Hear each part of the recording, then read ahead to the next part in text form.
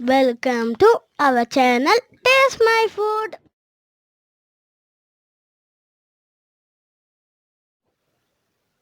அஸ்ஸலாமு அலைக்கும். Hello friends, எல்லோரும் எப்படி இருக்கீங்க? நல்லா இருக்கீங்களா? இன்றைக்கி நம்ம சேனலில் என்ன ரெசிபி பார்க்க போகிறோன்னா, வெண்டைக்காவை வச்சு சூப்பரான ஒரு கிரேவி. இதை வந்து வெண்டைக்காய் புளிமண்டி அப்படி கூட சொல்லலாம். ரொம்ப சூப்பராக நல்லாயிருக்கும் இந்த சைட் டிஷ்ஷை பொறுத்த வரைக்கும். இதை மட்டும் நீங்கள் செஞ்சீங்கன்னா லஞ்சுக்கு வேறு எந்த குழம்புமே உங்களுக்கு தேவையில்லை. சாதத்தில் இந்த கிரேவியோடு அப்படியே பெஸ்ட்டு சாப்பிட்லாம். அந்த அளவுக்கு செம டேஸ்ட்டில் இருக்கும். இந்த ப்ரிப்பரேஷனை ஸ்டார்ட் பண்ணுறதுக்கு முன்னாடி நான் இன்றைக்கி வெண்டைக்காவை பற்றி ஒரு இன்ஃபர்மேஷன் சொல்கிறேன். என்னென்னா நிறைய பேர் சொல்லி நீங்கள் கேள்விப்பட்டிருப்பீங்க, வெண்டைக்காய் சாப்பிட்டா நல்லா மேக்ஸ் வரும்னு சொல்லிட்டு. அது எந்த அளவுக்கு உண்மை சொல்லிட்டு நான் இந்த வீடியோவில் இன்றைக்கி சொல்கிறேன். நேச்சுரலாக இந்த வெண்டைக்காய் சாப்பிட்றதால நம்மளுக்கு வந்து மெமரி வந்து பூஸ்டப் ஆகுது. நிறைய பேர் மெமரிக்காக நிறைய டேப்லெட் அது மாதிரி சாப்பிட்டுட்டு இருக்காங்க. அந்த மாதிரி எதுவுமே சாப்பிடாம இந்த வெண்டைக்காவை ரெகுலராக எடுத்துகிட்டு வந்தாலே ஆட்டோமேட்டிக்காக நம்ம மெமரி வந்து பூஸ்டப் ஆகும்.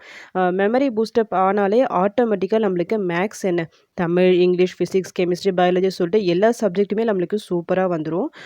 ஸோ மேக்ஸ் மட்டும் இல்லை, எல்லாமே நல்லா படிக்கலாம் மெமரி வந்து பூஸ்டப் ஆகிறதால. இதுதான் அந்த குட்டி இன்ஃபோ. ஓகே, இப்போ நம்ம ப்ரிப்ரேஷனை ஸ்டார்ட் பண்ணிடலாம். ஸோ இந்த வீடியோவை ஸ்கிப் பண்ணாமல் ஃபுல்லாக பாருங்கள்.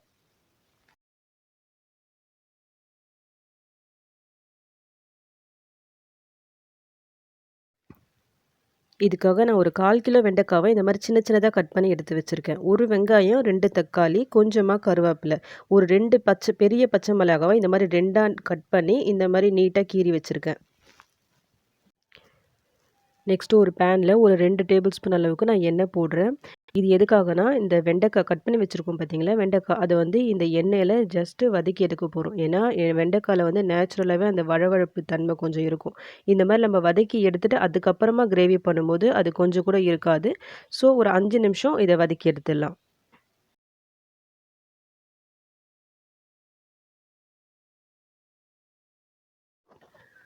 ரொம்ப ஓவரா வதக்கணும்னு அவசியம் இல்ல. ஒரு 5 நிமிஷம் நீங்க இந்த மாரி மிக்ஸ் பண்ணி விட்டாலே போதும். அந்த வழவழப்பு சுத்தமா உங்களுக்கு போயிடும். 5 நிமிஷம் நல்லா வதக்கிட்டு, அதுக்கப்புறமா தனியா ஒரு பவுலுக்கு மாத்திருங்க. நெக்ஸ்ட் அதே பேன்ல நான் கொஞ்சம் எண்ணெய் ஊத்திருக்கேன். எண்ணெய் நல்லா சூடா இருக்கு. இதுல ஒரு 3/4 ஸ்பூன் அளவுக்கு கடுகு, உளுத்தம் பருப்பு சேர்க்கிறேன். கூடவே ஒரு 1/2 ஸ்பூன் அளவுக்கு வெந்தயம். நெக்ஸ்ட்டு கட் பண்ணி வச்சிருக்கோம்ல இந்த வெங்காயம் ப்ளஸ் இந்த கருவேப்பிலைய போட்டுக்கலாம். கூடவே நான் இஞ்சி பூண்டு பேஸ்ட் சேர்க்கிறேன். ஒரு 1/2 ஸ்பூன் அளவுக்கு சேர்க்கிறேன். ரொம்ப ஓவரா சேர்க்க தேவையில்ல. 1/2 ஸ்பூன் போதும். இது எல்லாத்தையும் போட்டு நல்லா இந்த எண்ணெயில வதக்கிக்கலாம்.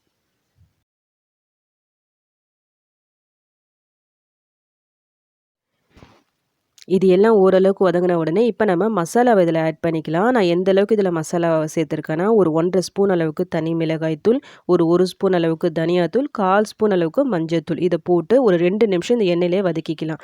இந்த கிரேவியை பொறுத்த வரைக்கும் மிளகாத்தூள் வந்து கொஞ்சம் எக்ஸ்ட்ரா ஸ்பைசியாக இருந்தால் நல்லாயிருக்கும். ஸோ கொஞ்சம் அதிகமாகவே ஆட் பண்ணிக்கிங்க. இப்போ இந்த மசாலாலாம் இந்த எண்ணெயில் நல்லா வதங்கின உடனே இப்போ நம்ம கட் பண்ணி வச்சுருக்கோம்ல இந்த தக்காளி, அதையும் இதில் சேர்த்துக்கலாம்.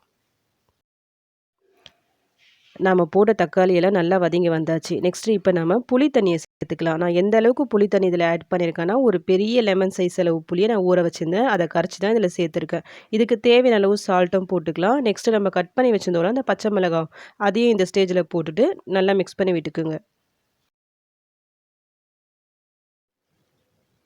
இது வந்து லைட்டா இந்த மாரி கொதி வர டைம்ல நம்ம ஆல்ரெடி வதக்கி வச்சிருந்தோம்ல இந்த வெண்டைக்காவ, அதையும் போட்டுக்கலாம். போட்டு நல்லா மிக்ஸ் பண்ணி விட்டுட்டு, மூடி போட்டு மீடியம் ஃப்ளேம்ல வச்சு நம்ம குக் பண்ணலாம்.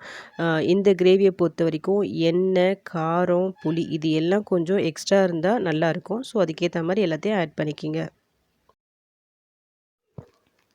ஒரு 5 நிமிஷம் கழிச்சு நான் ஓப்பன் பண்றேன். இது நல்லா கொதிச்சுன்னு இருக்கு. இந்த தண்ணி வந்து இன்னும் கொஞ்சம் வத்தணும். ஸோ மறுபடியும் மீடியம் ஃப்ளேம்ல ஒரு 5 நிமிஷம் இத மூடி போட்டு குக் பண்ணலாம்.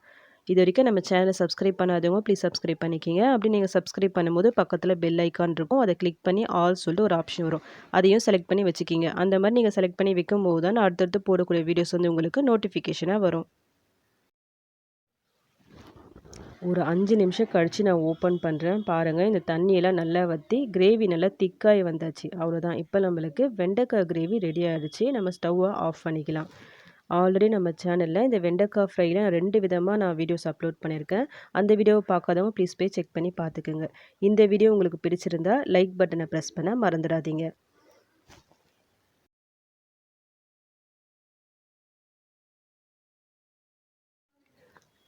அவ்வளோதான். இப்ப நம்மளுக்கு வெண்டைக்காய் கிரேவி ரெடி ஆயிடுச்சு. சூடா இத சர்வ் பண்ணிக்கலாம். சாம்பார் சாதம், ரச சாதம் சொல்லிட்டு எல்லா சாதத்துக்குமே இது சூப்பரான ஒரு கோம்போவா இருக்கும்.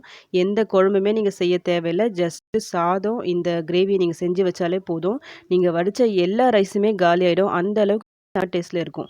நெக்ஸ்ட் டைம் வெண்டைக்காய் வாங்குனா இந்த மெத்தட்ல கிரேவி ட்ரை பண்ணி பாருங்க. அப்படி ட்ரை பண்ணி பார்த்துட்டு சூப்பரா வந்துச்சுன்னா எனக்கு கமெண்ட் பண்ண மறந்துறாதீங்க.